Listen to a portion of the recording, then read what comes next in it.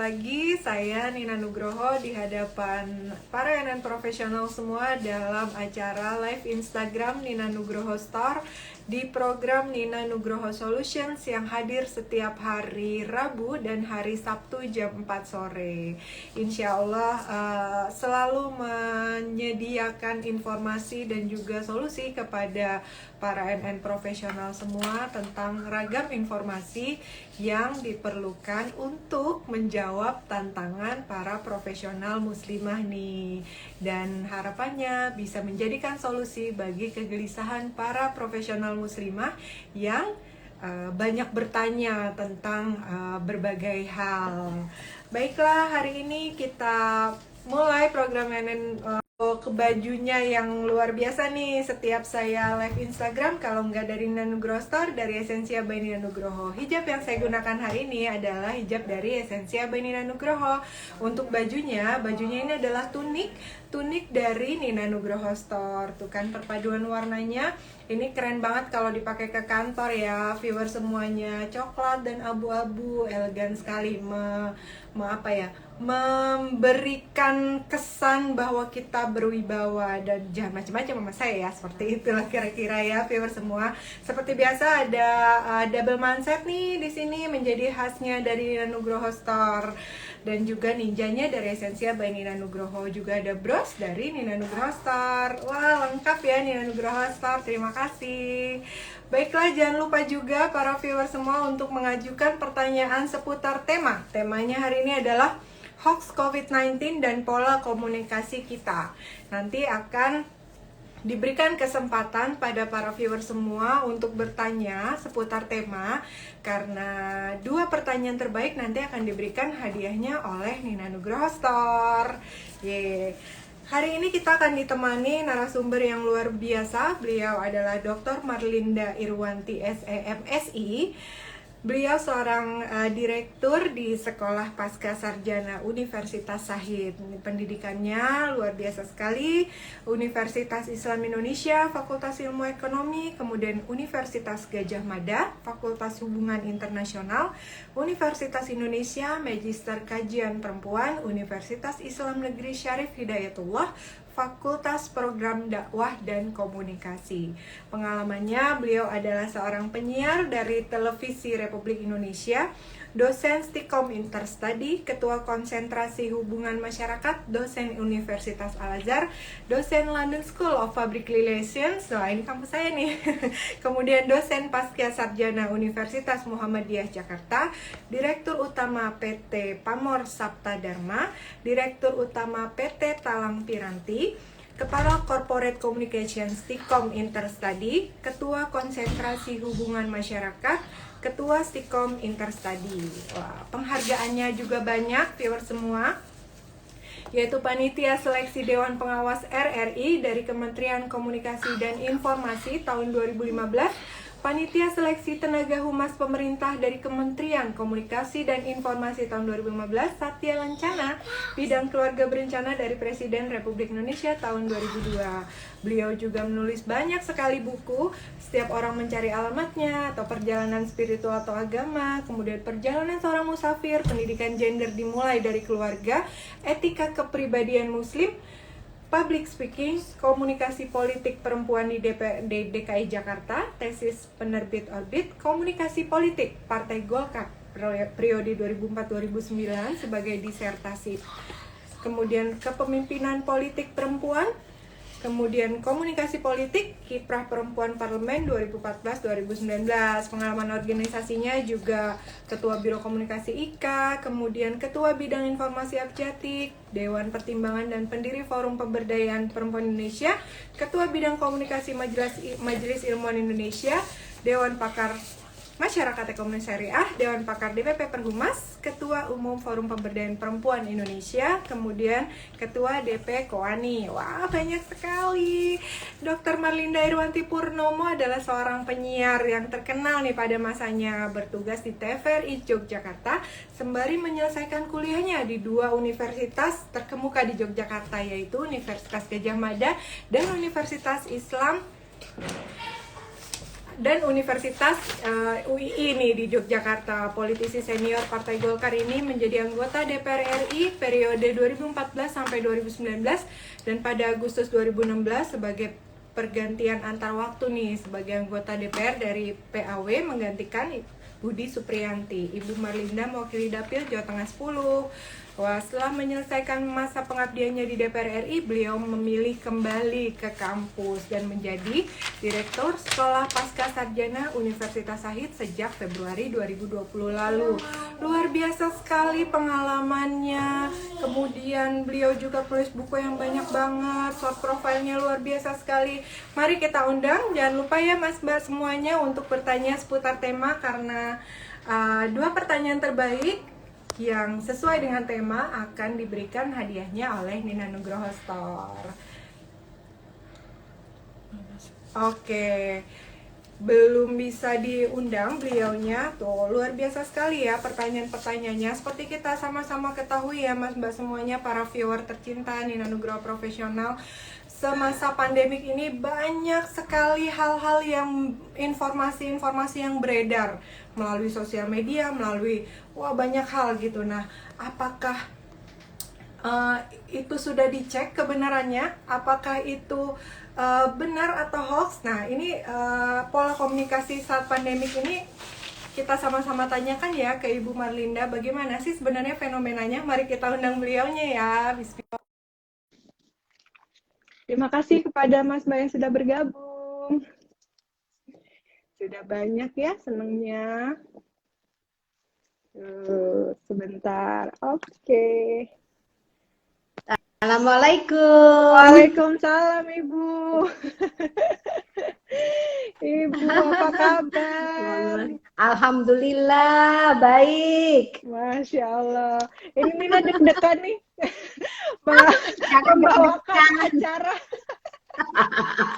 Malah cocok itu berarti nanti bisa bikin gini Bu.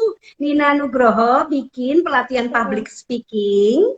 Itu tidak hanya menjadi MC, tapi bagaimana berpidato, bagaimana berbicara, karena itu punya pengaruh yang luar biasa. Jadi segala message ya, narasi, diksi, ya komunikasi verbal, non-verbal, cara kita memandang, cara kita tersenyum, supaya membuat orang menjadi tertarik, kemudian bisa mengikuti atau kemudian terpengaruh gitu ya dengan apa yang kita sampaikan. Itu memang harus belajar 1 semester, Nina.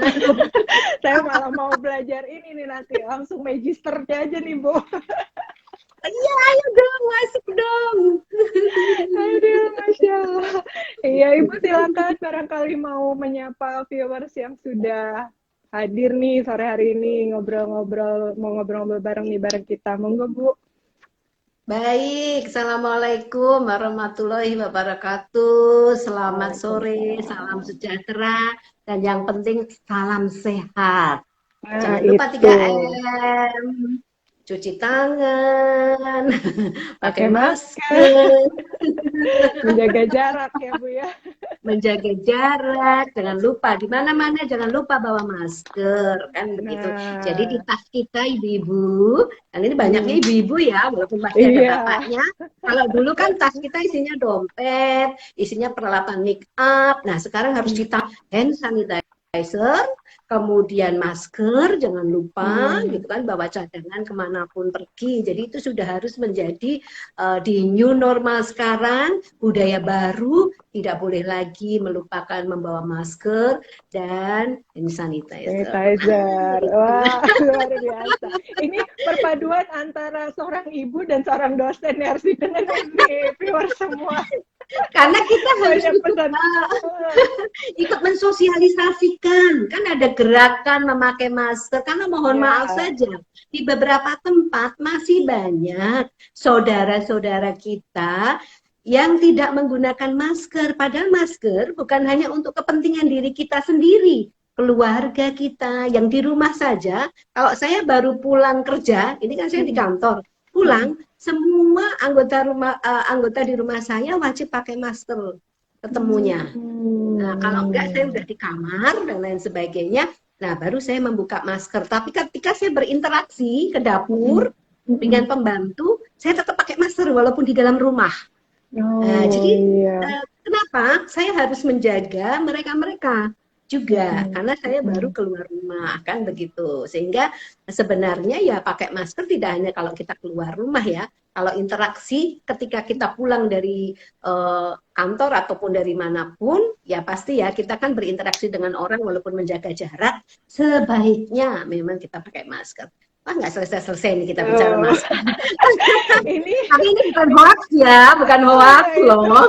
baru mau bilang Bu, ini pastinya bukan hoax nih. Kita hari ini akan sama-sama ngobrol nih Bu tentang hoax COVID-19 dan Baik, pola komunikasi kita, Ibu. Tadi ya sudah disampaikan baik. kepada viewers.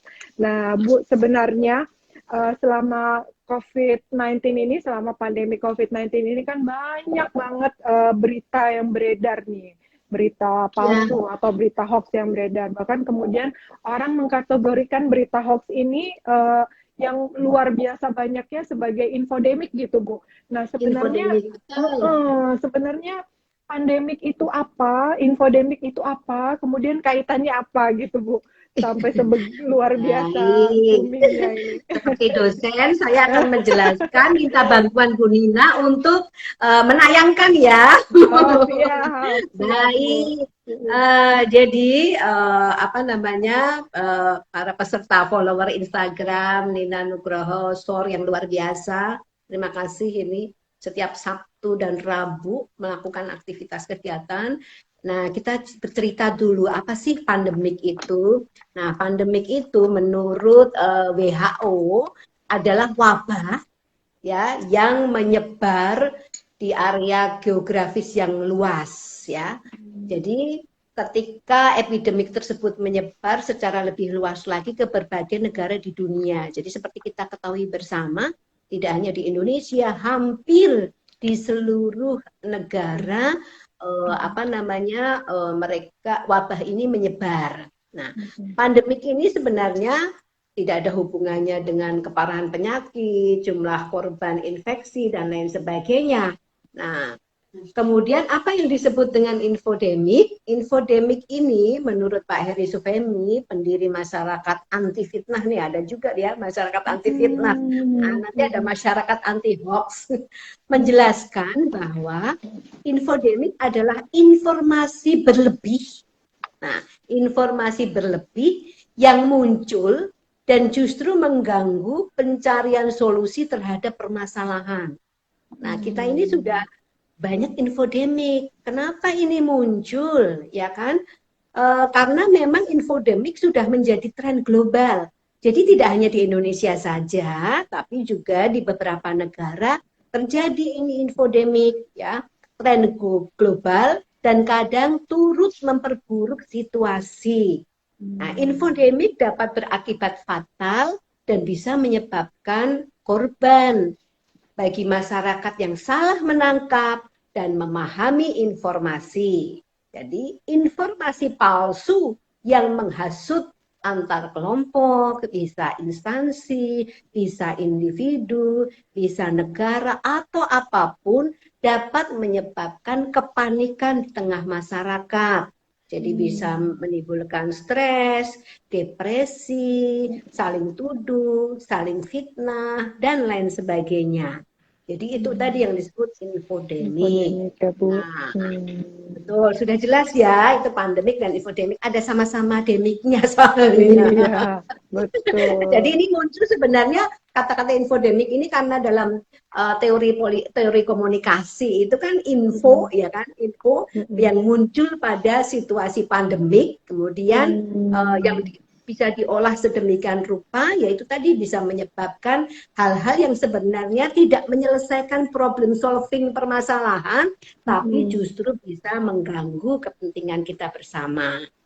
Ya, misalnya the coronavirus pandemic ini ya kan has been accompanied by an unprecedented infodemic. Jadi ketika kita virus corona ini mulai bulan Maret 2020 itu sebenarnya di awal juga sudah muncul banyak ya kan kemudian berita-berita sedemikian rupa, kemudian ada disinformasi yang disampaikan, kemudian ada penyampaian berita dengan identitas palsu, narasi ilmiah palsu, visual manipulasi, bisa juga kan, mungkin visualnya gambar tahun berapa dimunculkan lagi, diberikan narasi-narasi yang seakan-akan baru terjadi, juga bisa meme-meme, ya muncul juga website palsu. Nah, itu juga muncul sedemikian rupa sehingga itulah tadi yang menyebabkan infodemik itu begitu merajalela. Karena memang kalau kita lihat sekarang perkembangannya dengan teknologi informasi, selalu komentar netizen itu selalu benar ya Bu ya. Kalau kita kan semua nih bisa bikin berita loh. Unina boleh bikin berita di Instagram, ya kan? Cuman hati-hati, ada undang-undang ITE-nya. Ya kalau zaman dulu belum ada seperti itu sih, kita mau bicara apapun dan lain sebagainya sih tidak ada masalah. Tetapi menurut saya kita selalu harus melihat konten-konten yang kita sampaikan untuk bisa memberikan problem solving kepada masyarakat, ya kan? Nah, itunya apa masalahnya sehingga infodemik ini tadi bisa menyebabkan menjadi hoax karena kurangnya literasi digital, Mbak Nina dan ibu-ibu semua. Kurang baca ya Bu ya. Ya, literasi digital. Karena apa? Karena memang kita dulu hanya mendengar info bahwa kita sudah masuk revolusi industri 4.0, malah sekarang sudah 5.0. Tapi kita tidak pernah melaksanakan. Tapi tiba-tiba ketika COVID-19 ini terjadi, trigger. Nah, pandemi ini trigger. Kemudian ibu-ibu semua mengenal tentang digital. Karena anak-anaknya belajar di rumah, ya kan? Akhirnya sekarang ibu-ibu semua melek digital, tapi belum melek literasinya. Melek digital. Semua sudah bisa Zoom, bisa Google Talk, bisa apapun, Instagram dan lain sebagainya. Karena menemani anaknya dan wajib membantu anaknya belajar dari rumah. Akhirnya bisa lebih sibuk. Malah sekarang ada istilah kan pengajian daring virtual, ya kan? Arisan virtual, arisan virtual, dan lain sebagainya. Jadi kan itu akhirnya 4.0 benar-benar terimplementasi dalam kehidupan masyarakat secara cepat tanpa proses. Secara cepat tanpa proses. Nah, memang jadi kita menyadari karena semua tiba-tiba terpaksa ya harus mengikuti perubahan teknologi informasi yang luar biasa. Nah, tanpa ada persiapan, tanpa proses tadi literasi digital mungkin ya bisa saja terjadi di negara-negara lain, tapi di negara lain mungkin sudah terbiasa yang namanya melakukan kegiatan-kegiatan seperti ini, sudah tidak asing lagi bahwa rumah tangga, ibu-ibu dan lain sebagainya melakukan aktivitas digital yang luar biasa. Nah, makanya kita memang sekarang harus melihat bagaimana kekuatan kredibilitas dari siapa yang menyampaikan pesan. Jadi kalau kita ingin melihat belajar literasi digital itu, kita harus lihat siapa sih yang menyampaikan pesan, message gitu. Kalau ibu-ibu mau belajar tentang komunikasi yang sederhana saja ya, ada model komunikasi yang namanya komunikator. Komunikator itu bisa saya, hari ini saya menjadi komunikator. Kemudian ada komunikan, audience. Nah, ini semua pengikut acara Instagram audience, gitu kan. Kemudian ada yang namanya message. Saya sedang menyampaikan message nih tentang pandemi dan infodemik. Kemudian channel. Nah, channelnya menggunakan hari ini Instagram. Channelnya bisa WA, bisa melalui televisi, bisa Zoom, bisa apapun. Kemudian nanti muncul setelah dari komunikator ke komunikal atau audiens feedback, ya kan? Efek yang dibentuk. Ya kan, efek yang dibentuk kemudian feedbacknya bisa positif bisa negatif, Negatif. tergantung kepada siapa komunikatornya, ya kan? Kemudian narasi-narasinya, diksinya, dan channelnya yang dipakai. Jadi sebenarnya kita bisa melihat ya kalau ibu-ibu bagaimana involving dari hoax itu misalnya semakin tingginya kemampuan untuk penyebaran berita palsu atau hoax ini, semakin tinggi kepercayaan terhadap teknologi informasi. Betul, mungkin saat ini medsos itu adalah sebuah teknologi yang tak terhindarkan di dalam kehidupan kita sehari-hari. Makanya semakin tinggi frekuensi penyebaran berita palsu atau hoax, makanya semakin rendah kepercayaan terhadap prinsip-prinsip jurnalistik. Makanya ini memang ya kita minta bantuan ya kepada siapapun juga sebenarnya warga negara Indonesia bagian dari masyarakat. Mari kita jangan ikut serta di dalam penyebaran berita palsu atau hoax. Nih hati-hati nih jempol. Kalau dulu Bu Nina istilahnya kan gini, mulutmu harimaumu. Sekarang jempolmu harimaumu. Nggak pengen mulut lagi. Karena ketika kita lihat WA saja, waduh, belum baca, belum tahu kredibilitasnya misalnya siapa yang membuat berita, kemudian belum membaca berita itu benar atau tidak, info sumbernya dari mana, kan itu kan literasi ya, membaca infonya dari mana, pasti atau tidak, tiba-tiba jempol kita udah sebarin. Nah, hati-hati karena yang namanya jejak digital itu bisa dipanggil lagi, hampir kurang lebih tersimpan bisa kurang lebih 20 tahun sampai 25 tahun. Jadi jejak digital tidak akan pernah hilang. Nah, perlu waktu. Jadi memang itu tadi jempol nih hati-hati hari ini. Jadi karena kan kita ibu-ibu.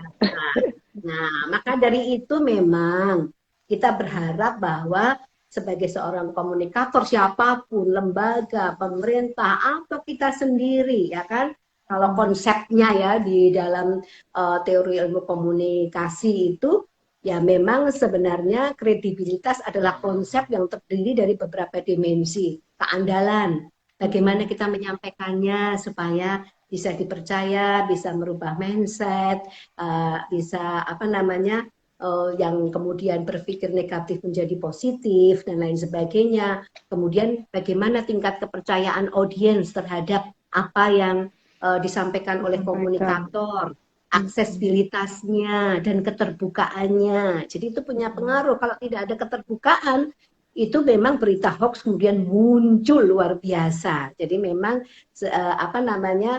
kredibilitas punya pengaruh yang sangat besar di dalam kehidupan kita. Nah, fenomena atau kalau dalam bahasa Inggris fake news ya, atau hoax atau berita bohong ini memang kalau analisis ekonomi politik tentang informasi hoax ini berusaha menjelaskan merebaknya tindak pengelabuan, penipuan dan sebagainya yang terjadi di Indonesia sebagai akibat dari pertumbuhan teknologi informasi yang sangat berkembang pesat selama ini ya kan. Nah itu kemudian itulah tadi ada hubungan sosial kelompok dan lain sebagainya, distribusi konsumsi sumber yang luar biasa, memproduksi berita yang luar biasa. Jadi sekarang memang kita memang sangat harus berhati-hati. Nah selama lebih dari kalau dari bulan Maret, April, Mei, Juni, Juli, Agustus, September, Oktober sudah hampir 8 bulan ya. Kita itu dilanda virus ini yang berasal dari Wuhan ini, setidaknya banyak banget sih berita hoax ya. Tapi mungkin saya ambil 5 aja, banyak sekali sebenarnya. Apa misal tentang bawang putih, menangkal virus corona, termogan bisa merusak otak, minum air putih, berjemur, mandi air panas, minyak kayu putih dan lain sebagainya, punya macam-macam dan sebagainya itu kemudian ya menyebabkan kegalauan di dalam masyarakat, yaitu kan begitu gencarnya ya tadi itu berita-berita ya memang kita harus hati-hati pokoknya, tapi semua ini bagus sih cuman kan tidak bisa menyelesaikan permasalahan. Jadi kemudian mereka lebih percaya, udah nggak ada masalah, kita nggak usah pakai masker, jalan-jalan aja terus, ngobrol terus tanpa menjaga jarak. Yang penting pakai minyak kayu putih, makan bawang putih, selesai. Virusnya nggak akan dekat-dekat, kan tidak bisa seperti itu. Nah, beberapa pengamat, kenapa masyarakat kurang percaya mengenai COVID-19 yang diinformasikan ya misalnya oleh pemerintah selama ini memang karena masyarakat biasanya cenderung lebih percaya dengan penyakit yang dampaknya dan gejalanya kelihatan, misalnya seperti cacar dan lain sebagainya. Kalau ini kan virusnya tidak nampak, Bu Nina kan, nggak kelihatan ya, karena tiba-tiba orang hari ini di swab negatif, mungkin 2 hari lagi kemudian swabnya positif ya, bisa seperti itu, bisa terjadi juga dan nggak kelihatan bentuk virusnya. Kemudian juga banyaknya hoax yang beredar di masyarakat juga menjadi salah satu alasan yang membuat masyarakat tidak percaya dengan COVID-19 ini. Itu juga karena saking banyaknya sudah nggak peduli, udah itu mereka kemudian masyarakat tidak peduli dengan adanya COVID-19. Kemudian ada teori-teori konspirasi, kalau ini memang harus diperdalam ya, yang beredar dalam masyarakat, itu juga ikut membantu pengembangan kenapa berita hoax ini begitu menyebar demikian luas. Nah, ini peran pemerintah, peran wartawan, peran masyarakat dalam memberikan informasi yang akurat sangat dibutuhkan. Jadi kita harus menjadi bagian. Jadi jangan, pemerintah itu tugasnya, wartawan dong tugasnya yang ngasihkan berita kita yang benar. Tidak, kita pun harus ikut andil tadi memberikan literasi kepada orang-orang di sekitarnya. Seperti hari ini.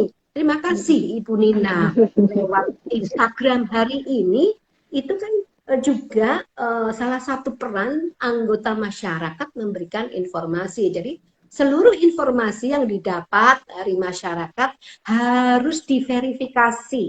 Jadi harus diverifikasi secara bertahap dari berbagai sumber resmi, ya biasanya harus dari pemerintah.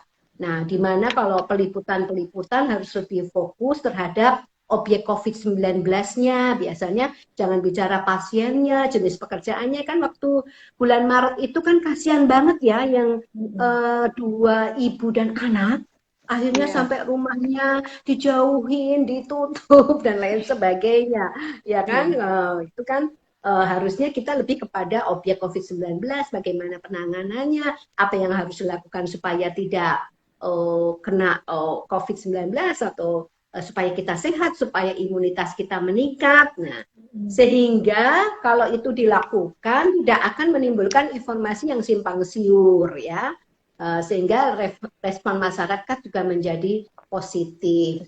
Tapi memang misinfodemic ini pengaruh ya, karena kita kan negara yang besar ya, dengan berbagai suku bangsa ya, dengan berbagai identitas yang berbeda, latar belakang pendidikan, ya, juga punya pengaruh terhadap penerimaan news atau penerimaan berita yang sedemikian besar hari ini. Medsos gitu kan, media sosial itu tiba-tiba terproses dengan cepat gitu kan, terproses dengan cepat menjadi sebuah channel ya, atau menjadi sebuah sarana untuk menyampaikan message-message atau pesan-pesan tadi melalui audiens. Ya, kita lihat. Nah, memang sekarang bagaimana kemudian pemerintah, kita juga, jurnalistik juga harus gencar melalui media sosial untuk ikut mendidik masyarakat.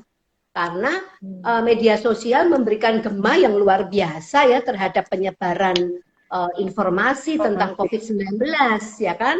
Ada kecenderungan khalayak mendapatkan informasi melalui media sosial. Sekarang semua melalui medsos. Kemudian kadang-kadang walaupun informasi yang ada cenderung terlalu banyak dan kerap menyesatkan.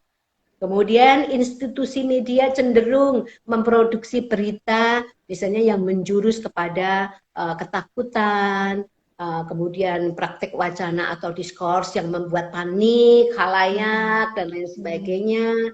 Kemudian yang keempat, saluran resmi informasi pemerintah yang cenderung kurang dimanfaatkan sebagai sumber kalaupun ada. Jadi belum maksimal lah. Dan itu menjadi tanggung jawab kita semua.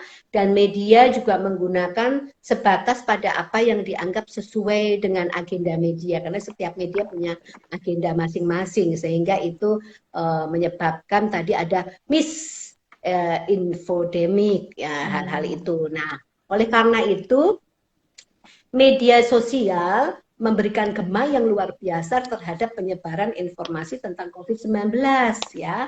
Ada kecenderungan khalayak mendapatkan informasi hampir semuanya medsos, karena tidak ada lagi yang tidak menggunakan medsos. Di pasar saja pakai medsos, belanja pun sekarang udah pakai ya, Bu.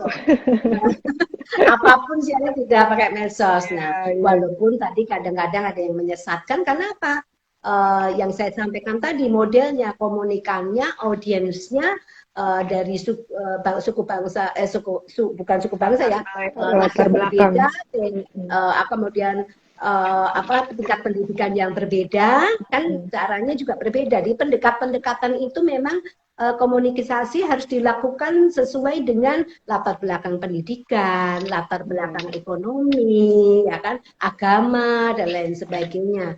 Jadi menurut saya itu juga harus digunakan oleh pemerintah menjadi kekuatan yang luar biasa untuk menghindari informasi dan menjadi literasi. Mungkin itu beberapa hal yang bisa saya sampaikan. Nanti kita diskusikan saja apa-apa yang belum jelas. Begitu. Iya.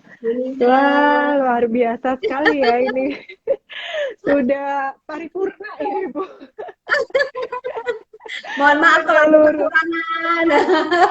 Kalau sangat ilmiah, saya takutnya malah bingung nanti. Iya. Karena kalau ada teori-teorinya memang ada teori komunikasi dan lain sebagainya ya, nanti aduh kasihan. Nah, tapi intinya itulah seperti itu. Silakan Bu Nina, monggo. Iya, mulai sudah banyak pertanyaan nih Bu terkait tema hari ini. Mungkin juga tadi ada sedikit-sedikit yang sudah dijelaskan oleh Ibu, tapi mungkin boleh kalau misalnya mau ditambahkan Bu. Ini ada pertanyaan dari B_Yusuf. Assalamualaikum. Bu, menurut Ibu apakah virus ini bisa menjadi airborne atau menjadi common virus katanya seperti flu, atau apakah tetap menjadi semenakutkan sekarang ke depannya? Wah, ini pertanyaannya luas tapi mungkin jawabannya bisa dengan infodemik tadi mungkin Bu. Iya, ya memang kalau selama ini mungkin kita melihat begini saja. Wuhan yang pertama kali ditemukan virus ini kan bisa selesai dalam waktu ya hampir mungkin 6 bulan lebih ya, 7 atau 8 bulan ya kan, luar biasa. Itu ternyata bisa kok selesai permasalahannya. Jadi kan tidak menyebar lewat udara. Kalau lewat menyebar udara nih hari ini, Bu Nina nggak bisa live, saya juga nggak bisa live, saya lagi di jalan itu tadi kan, nggak mungkin kan begitu. Tetapi kan memang sudah dijelaskan oleh BNPB dan Persatuan Dokter Indonesia gitu kan, itu kan makanya ketika kita di swab itu kan diletakkan alat dimasukkan melalui mulut ke tenggorokan dan hidung, berarti kan seperti duplex ya, sehingga kalau kita bicara begini kan kadang-kadang ada yang keluar nih kan begitu.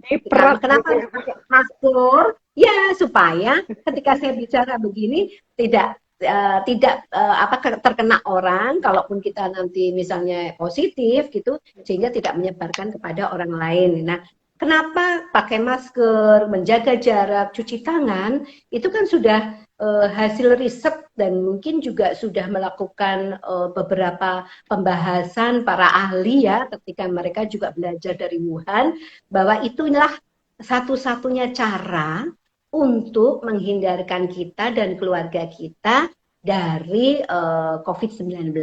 Jadi enggak lah kalau lewat airborne nggak mungkin, nanti seluruh dunia ini semua kena. Ternyata ada yang kena dan ada yang tidak juga kan begitu. Nah, memang kadang-kadang betul ada OTG Bu, sebenarnya kita bisa positif semua nih, tapi karena imunitas kita baik. Betul, mungkin bisa juga begitu, karena imunitas kita baik. Ya kalau begitu sekarang kita harus hidup sehat, ya kan? Budaya baru, imunitas kita ditinggikan gitu. Nah, apa? Ya itu tadi misalnya, oh banyak bawang putih meningkatkan imunitas, minum jamu kunyit asam tambah imunitas. Ya mungkin bisa juga, karena setiap orang kan bisa berbeda-beda. Minum vitamin C, vitamin D, vitamin E, monggo. Apapun, ya makan makanan yang sehat, buah, sayuran. Makanya kita mungkin harus kembali ke hidup sehat lagi, pola kehidupan. Kita ambil positifnya. Nah, ketika imunitas kita baik, nah mungkin itu juga salah satu usaha untuk kita terjauh ya dari Terhindar. penyakit COVID-19, terhindar lah dari situ. Makanya Iya. kalau airborne kayaknya enggak sejauh itu. Tapi kita kan melihat saja, ibu-ibu bisa lihat kok. Misalnya kita buka, klik, makanya itu tadi literasi digital itu kan ibu bukalah di Google, gitu kan. Iya. Misalnya ibu tulis Wuhan. Nah, misalnya di Wuhan kemudian muncul bagaimana sih sebenarnya Wuhan menyelesaikan permasalahan, kan kita bisa belajar dari situ. Jadi jangan hanya percaya membaca tulisan-tulisan orang lain yang disebarluaskan, tapi kita mencoba mencari informasi sendiri, kemudian mendiskusikan di antara teman-teman. Ini benar ya, oh ini caranya, gitu. Sehingga justru disitulah kita membantu ya pemerintah dan semua masyarakat kita untuk bisa cepat menyelesaikan COVID-19, kan begitu polanya. Betul, iya. Itulah pentingnya literasi ya Bu. Jadi semua informasi yang menyebar melalui media sosial, baiknya kita konfirmasi kembali ya Bu dengan cara googling gitu. Googling, ya betul. Lihatlah sumbernya. Ini Lihat-lihat sumbernya dari sumbernya, mana, betul. gitu Iya. dan lain sebagainya. Harus lihat kredibilitas orang yang Kredibilitas. menyampaikan. Betul, yang mengeluarkan siapa beritanya. Ini mungkin sejalan dengan pertanyaan dari Zaha 432. Assalamualaikum Mbak Nina dan Ibu Linda. Waalaikumsalam. Saya mau tanya, bagi masyarakat awam bagaimana cara membedakan berita hoax dan berita yang real? Nah, Bu, sepertinya ini ya, related sama yang barusan dijelaskan nih, Bu. Iya, Terkait kita lihat literasi. aja. Betul. Memang ya itu tadi, perlu belajar. Nah, Bu Lina nanti mungkin ada session khusus.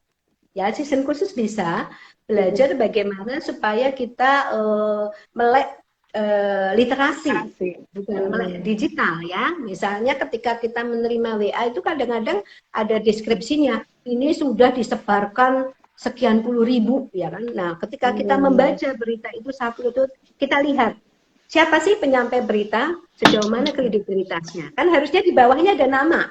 Kalau tidak, nah perlu diragukan. Misalnya hasil riset Universitas Gadjah Mada atau hasil riset Universitas atau hasil dan lain sebagainya ya yang dirilis gitu kan secara resmi, tahunnya ada gitu kan, tanggalnya ada. Nah, itu lebih itu bisa menjadi kekuatan literasi bahwa itu sumber sumber ya, kredibilitas sumbernya betul kan, bisa gitu. Jadi kita melihat seperti itu yang pertama pasti. Nah, kemudian harus ada misalnya websitenya tidak palsu ya, misalnya. Kemudian kita melihat juga bahwa siapa yang menulis, itu juga bisa menjadi kekuatan. Jadi kita memang harus sejauh mana kita melihat bahwa itu berita itu benar atau tidak. Jadi kalau tidak ada namanya, tidak ada data valid secara ilmiah dan lain sebagainya, ya jangan ikut kita menyebarluaskan. Nah, waduh susah juga ya Bu. Oh ya benar, kita memang harus belajar untuk itu. Dan kalaupun kita tidak yakin, menurut saya jangan jempolnya ini kemudian ikut menyebarluaskan. Dibaca saja, ya kan dibaca kan, terima dibaca. Oh ya udah, saya akan lihat dulu ini benar atau tidak beritanya. Kalau memang repot Bu harus lihat kredibilitas lainnya, ya sudah kalau gitu jangan ikut menyebarkan saja kan gitu. Karena bisa ada narasi ilmiah palsu juga bisa, visualnya juga dimanipulasi bisa, ya kan. Kemudian webnya palsu juga ada, bisa dibuat demikian. Kemudian identitasnya orang ini juga bisa palsu, ya kan. Ya, karena itu bisa ya kampanye negatif gitu kan, disinformasi yang terorganisir juga bisa. Karena sudah zaman terbuka, jadi kita udah tidak mungkin lagi. Jadi memang kita yang harus Hati-hati belajar ya Bu. untuk hati-hati dan literasi digital kita harus terus ditingkatkan. Ya minimal itu Iya. tadi, baca selesai. Nah, Jempolnya iya. jangan diambil lagi ke grup yang lain, karena saya tahu kita semua punya 100 grup mungkin, 200 grup. Iya ini terkait sama jempol nih Bu, ada pertanyaan menarik nih Bu. Apakah penyebaran hoax seperti ini bisa dimasukkan ke dalam kategori pelanggaran UU ITE Bu? Mungkin akibatnya bisa sangat luar biasa ya Bu. Tuh, bisa tidak nih Bu? Tuh. Bisa, bisa. Bisa ya Bu ya berarti. Kan kemarin juga sudah dirilis, walaupun kita hari ini nggak bicara politik ya.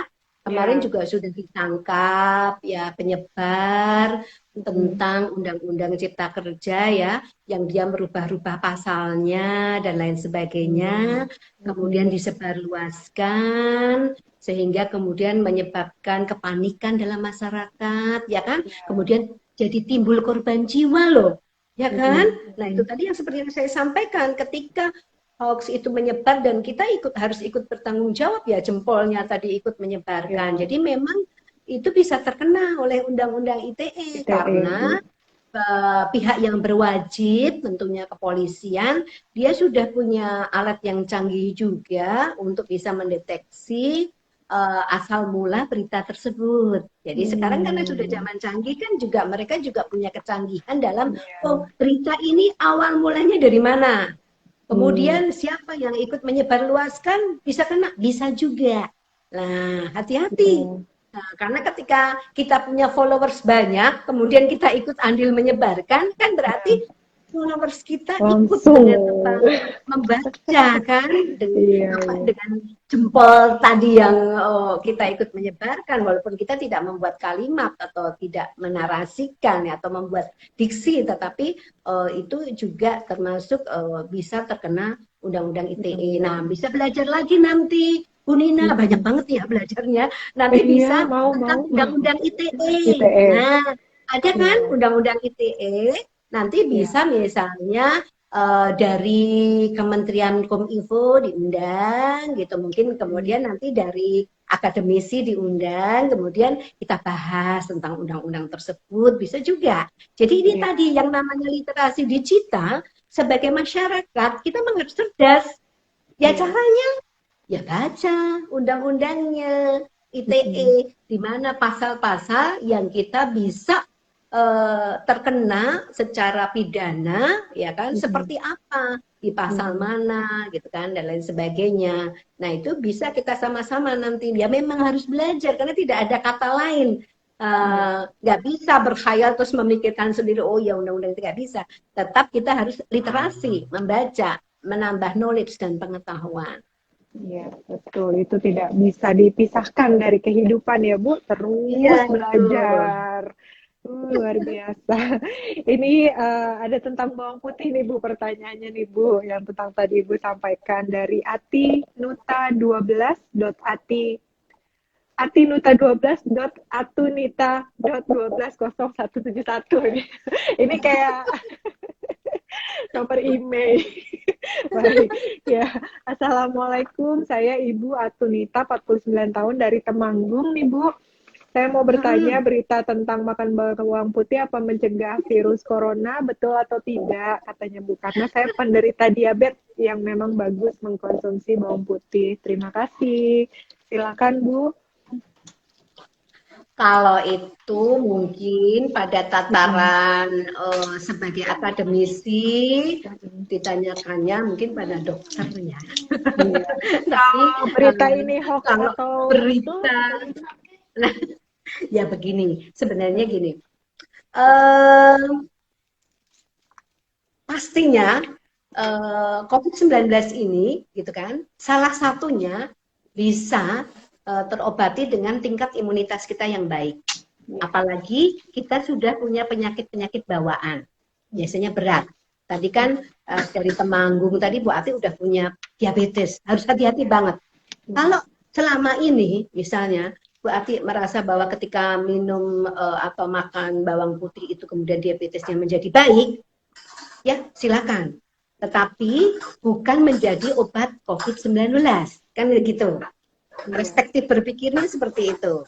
Jadi tidak bisa beritanya tidak jelas karena beritanya hoax ketika makan bawang putih kemudian menyebabkan tidak terkena penyakit COVID-19, tidak terkena virus COVID-19. Kan itu berbeda, ya kan? Tapi kalau selama ini saya memang mengkonsumsi bawang putih dan kemudian diabetes kita menjadi baik dan mungkin juga ketemu dokter, jadi kan kita nggak bisa membedakan ketika Bu Ati yang dari Temanggung juga minum konsumsi obat dari dokter, kemudian ditambah lagi dengan obat-obat tradisional, kemudian penyakitnya menjadi lebih baik, kan bisa begitu. Tetapi tidak boleh dibuat di mindset masyarakat, ya kan? Yang penting ada bawang putih, nggak usah lagi pakai masker, tidak usah lagi cuci tangan, nggak usah jaga jarak, nggak mungkin kena virus 19. Itu menjadi hoax soalnya. Kalau itu seperti itu, mindset dan pola pikirnya. Kan begitu. Jadi karena belum diksinya gitu. Iya, betul. Karena memang vaksinnya belum ada. Belum ada dan belum juga ada penelitian yang punya korelasi langsung menjawab pertanyaan terkait bawang putih itu. Mungkin nanti kali ya Bu ya, itu Bu. Ya mungkin nanti bisa ajak dokter. Betul. Baik Bu. Kalau saya dokter komunikasi bukan dokter. Iya, ini ada luar biasa Ibu konsistensinya di komunikasi, keren. Baik, Ibu pertanyaan lagi nih Bu, katanya bagaimana menyikapi berita hoax yang selalu masuk dengan mudah via WhatsApp grup? Waduh. Ya memang nggak terhindarkan. Tidak bisa kita hindari karena kita sudah masuk pada pola kehidupan teknologi informasi yang demikian pesat perkembangannya ya, digital. Karena apa? Sekarang saja kita mau belanja mau apapun sudah menggunakan digital kan, dan nggak mungkin kita punya WA yang tidak dimasuki oleh berita-berita hoax tadi, nggak mungkin. Pasti saya yakin ada. Menghindar nggak bisa. Kalau mau menghindar jangan pakai HP. Jangan pakai laptop.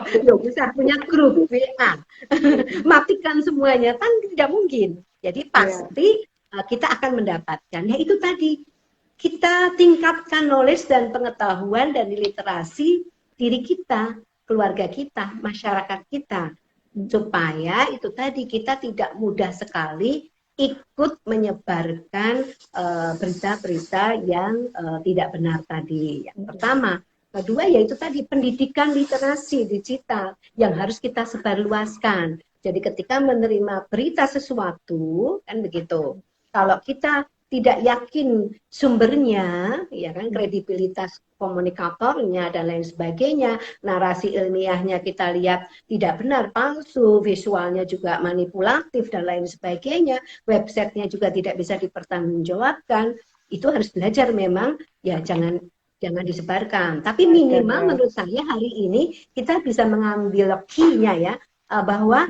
ketika kita menerima berita yang kita tidak yakin, yuk jempol ini jangan mencet untuk ikut menyebarkan. Cukup sampai kita.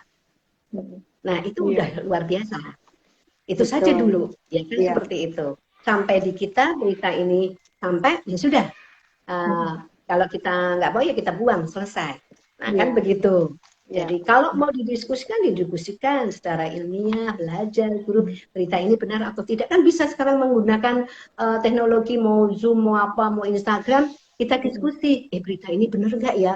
Mbak Nina, iya kayaknya narasinya tidak jelas, palsu, wah tidak ilmiah, manipulatif, yaudah, jangan kita sebarkan, kan bisa juga.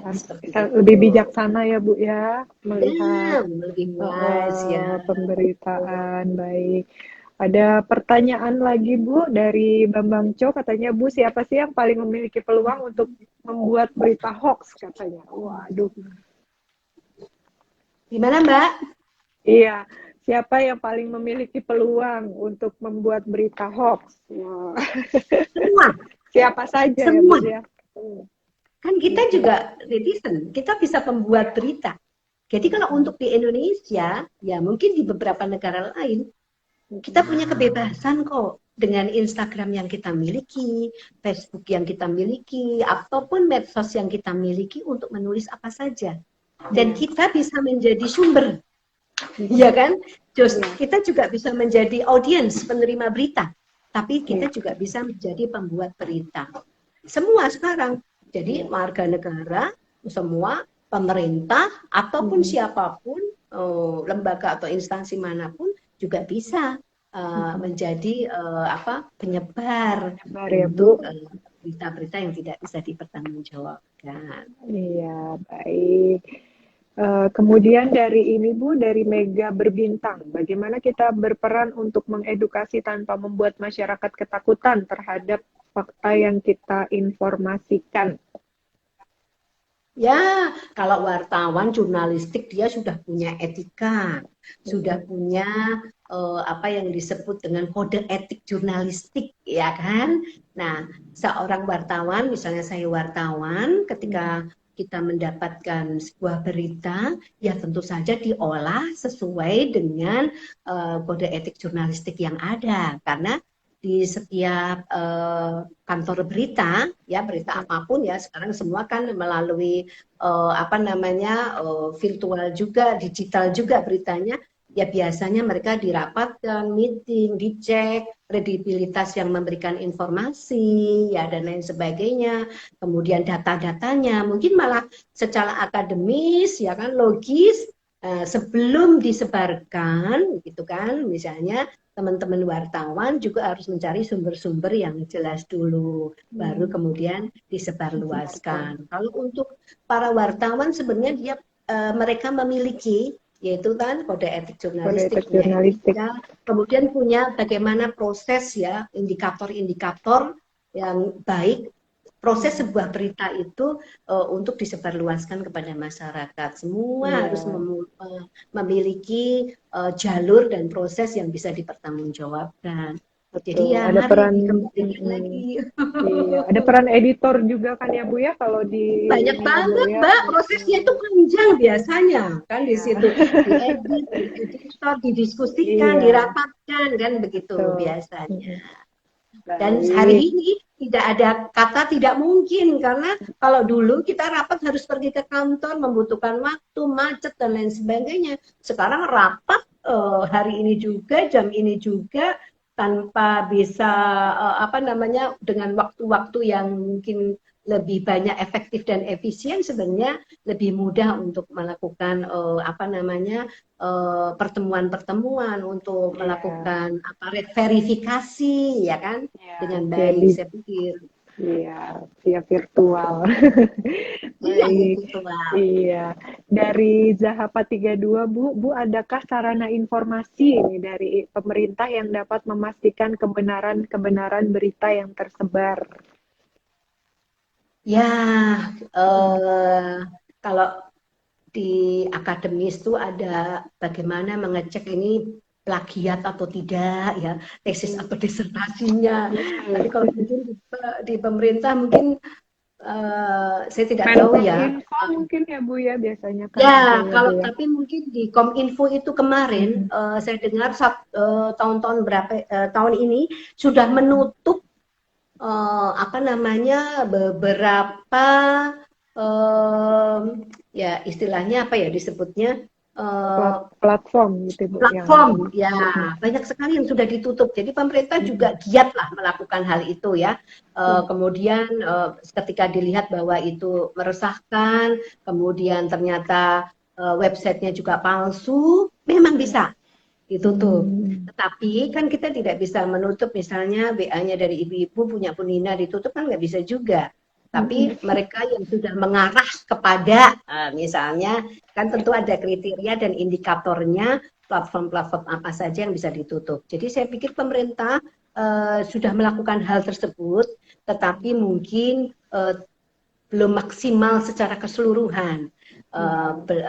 Mereka juga mungkin ada keterbatasan juga. Makanya kita sebagai bagian dari masyarakat ya tadi harus bijak ketika menerima sebuah informasi ya kan, kemudian melakukan literasi digital sehingga kita tidak ikut andil di dalam penyebarluasan. Jadi kalau pemerintah sih insya Allah sudah melakukan hal tersebut. Kan banyak sekali yang sudah ditutup dan diinformasikan juga.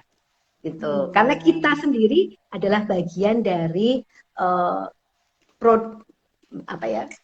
pemproduksi berita. Bisa juga kan? Karena kan kita sering kali kan membuat narasi, membuat diksi. Makanya mari bijaklah supaya kita ikut andil sehingga berita hoax itu tidak berkembang sedemikian rupa.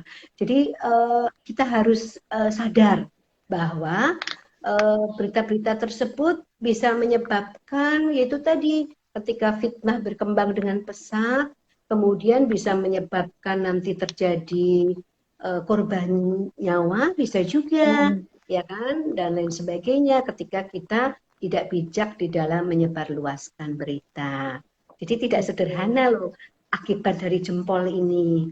Ya, tidak cuma hanya menyebarkan ke orang-orang, tetapi ketika mindset orang, latar belakang pendidikan yang berbeda, tadi tingkat ekonomi yang berbeda, ketika penalarannya membaca berita itu literasinya belum baik, ya bisa sangat terpengaruh, ya, sangat tersugesti, karena mungkin Bu Nina dan semua yang menyaksikan acara ini, kita lihat ada anak-anak yang kemudian ketika ditanyakan kenapa melakukan kegiatan misalnya pemerkosaan, atau kemudian dia melakukan bully terhadap temannya, atau kemudian dia menjadi anarkis.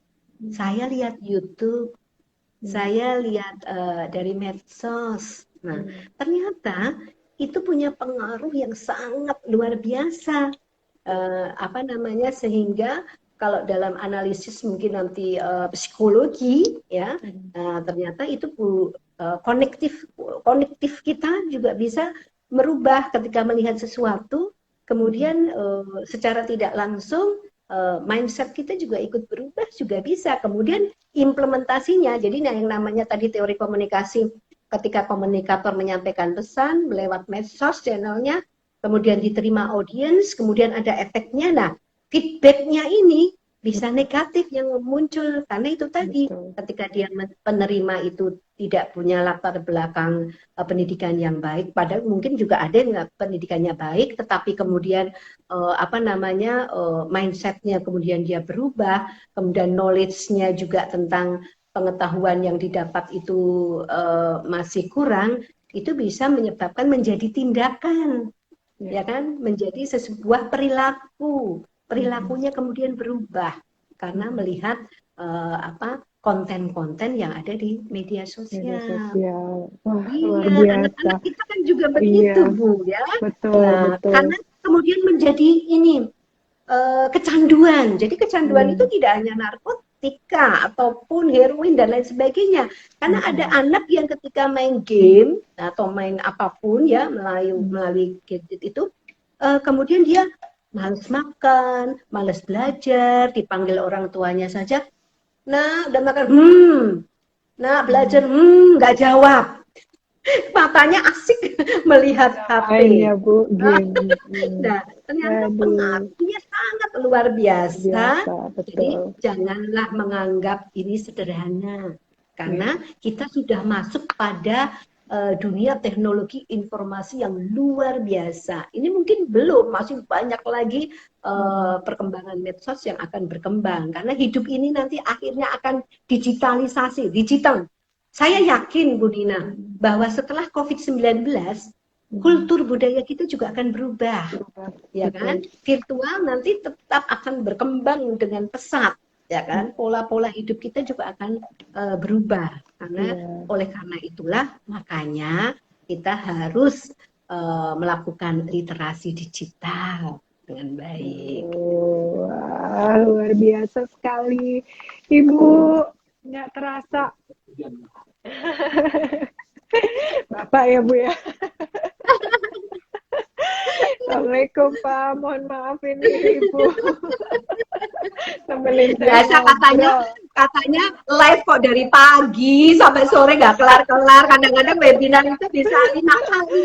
Efektif dan efisien lah. Dari mulai mengajar, ujian tesis dan disertasi, dan gitu kan. Ya Allah, itu selesai ya, Bu. Iya. Pak, ini bagian dari literasi digital, Pak.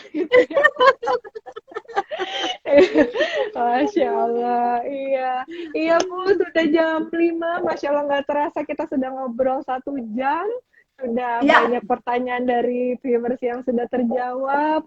Terima kasih banyak Ibu atas waktunya. sama-sama, Iya, sama-sama.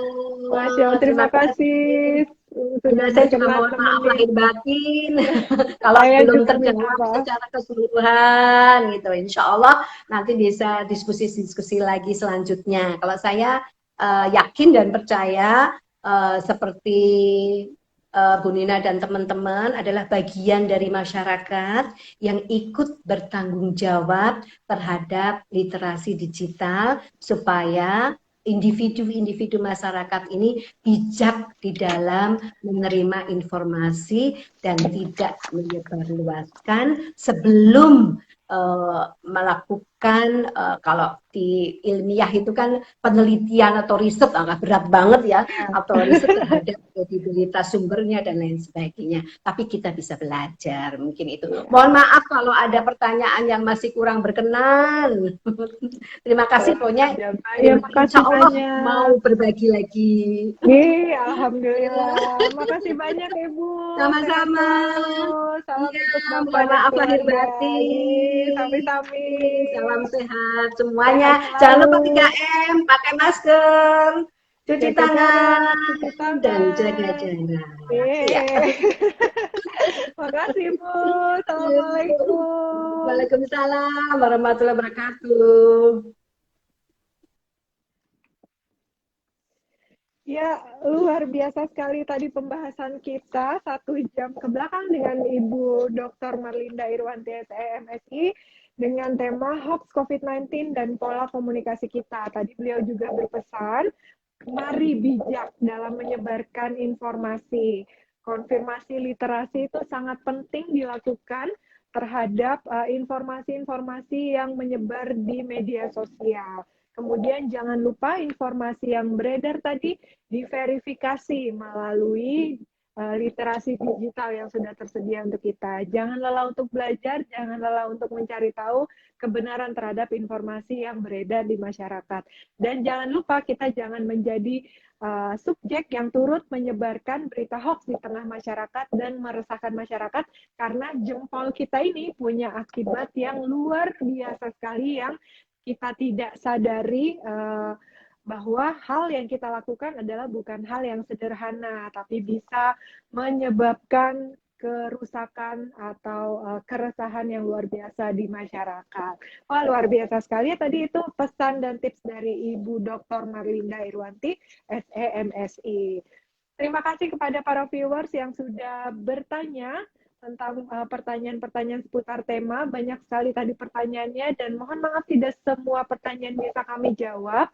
Tapi insya Allah dari tadi pemaparan yang sudah diberikan oleh Ibu Dr. Marlinda di awal di setengah jam pertama tadi sudah banyak menjawab pertanyaan-pertanyaan dari para NN profesional yang menjadi viewers kita semua sore hari ini. Dan apabila belum sempat nonton nih dari awal tadi jam 4 sore kita mulai acaranya, bisa ditonton di IGTV-nya Nina Nugroho Store. Setelah acara ini berakhir, silakan informasi tadi bisa diakses di IGTV-nya Nina Nugroho Store. Oke, sekarang waktunya saya mengumumkan 2 orang pemenang bagi 2 pertanyaan terbaik seputar tema nih sore hari ini. Siapakah beliau? Nah, yang pertama yang menjadi pemenangnya adalah Saham 432. Saham 432, Assalamualaikum Mbak Nina dan Ibu Linda. Saya mau tanya bagi masyarakat awam bagaimana cara membedakan berita hoax dan berita yang real. Wah, bagus sekali pertanyaannya. Saham 432, selamat ya sudah menjadi pemenang. Kemudian pemenang kedua yaitu Mega Berbintang. Nah, Mega Berbintang pertanyaannya bagaimana kita berperan untuk mengedukasi tanpa membuat masyarakat ketakutan terhadap fakta yang kita informasikan. Selamat kepada Mega Berbintang dan Saham 432 karena sudah menjadi 2 orang dengan pertanyaan terbaik yang akan mendapatkan hadiah dari Nina Nugroho Store. Kepada 2 orang pemenang silahkan masuk ke Instagramnya Nina Nugroho Store klik link yang ada di bio-nya Instagram Nina Nugroho Star. Dari link itu kita klik kemudian akan tersambung dengan SA kami, Sales Advisor kami yang akan membantu Mbak-mbak semua untuk mendapatkan hadiahnya. Bagaimana caranya? Wah, tidak terasa kita sudah ngobrol 1 jam lebih nih tentang topik ini. Saya Nina Nugroho mengucapkan terima kasih yang sebesar-besarnya atas support para viewer semua dan profesional semua. Mudah-mudahan informasi dan juga sosialisasi yang tidak lelah-lelahnya kami sampaikan kepada para viewer semua bisa membantu untuk memberikan solusi dan juga menjawab banyak kegelisahan yang ada di dalam dunia multiperan NN profesional semua. Terima kasih, saya pamit undur diri. Jangan lupa yang tadi belum nonton, silakan nonton di IGTV-nya Nina Nugroho Star.